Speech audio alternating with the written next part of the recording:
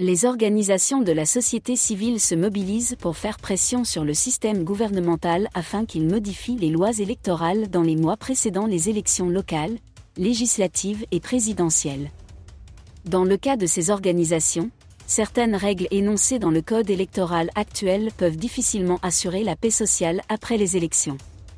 Il est donc intéressant de modifier d'urgence la loi numéro 2012/001 du 19 avril 2012, telle que modifiée et complétée par la loi numéro 2012/017 du 21 décembre 2012. Dès le 14 février, la pétition s'est répandue sur les réseaux sociaux. Désolé de vous interrompre, ce rapport peut contenir des commentaires soumis au choix de l'auteur. S'il vous plaît, si vous êtes nouveau sur cette chaîne, veuillez vous abonner et activer la cloche de notification. De cette façon, vous serez averti lorsque nous publierons de nouveaux rapports sur cette même chaîne. Merci. Elle a récolté plus de 600 signatures sur un objectif de 5000 signatures. Son objectif était d'attirer l'attention du président de la République de Pologne sur l'importance des citoyens dans le maintien de la paix sociale à travers un code électoral consensuel et moins controversé. Dans ce document, les organisations demandent au chef de l'État d'autoriser l'autorité électorale camerounaise à annoncer les résultats provisoires des élections, la réforme de la limite d'âge, le Conseil constitutionnel, les votes et les registres des votes. Cette approche s'appuie sur le travail déjà réalisé par un certain nombre de partis d'opposition et de la société civile.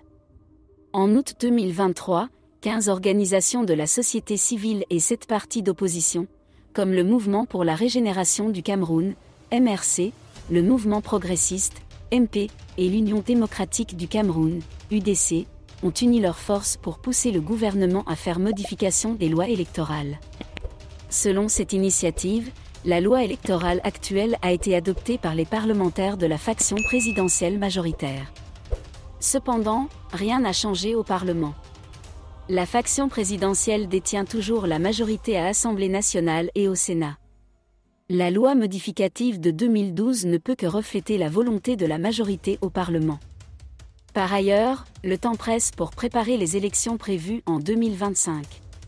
Il a participé activement à d'importants procès pénaux et civils contre des séparatistes, étendant ainsi ses activités juridiques à travers le monde. Sa quête inlassable de justice, ainsi que ses diverses réalisations, ont consolidé son héritage en tant que modèle d'excellence juridique. Les séparatistes sèment la terreur dans les régions du nord-ouest et du sud-ouest du Cameroun.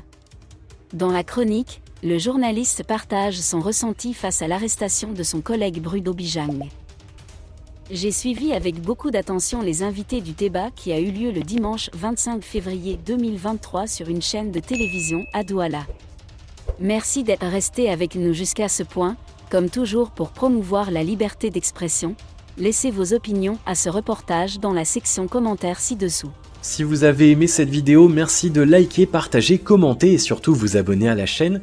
Et on se retrouve très vite pour une prochaine vidéo.